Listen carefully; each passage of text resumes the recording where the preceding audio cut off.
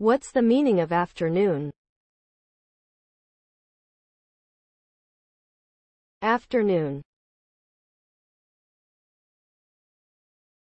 Afternoon.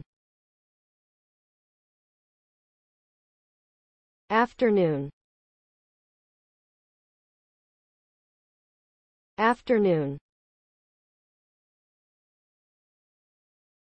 Afternoon. Afternoon refers to the time period between midday and the early evening.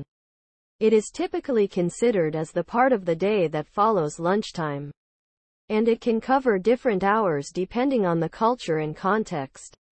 During this time, people usually continue their daily activities, such as work, study, or leisure, while adjusting to the changing light and temperature.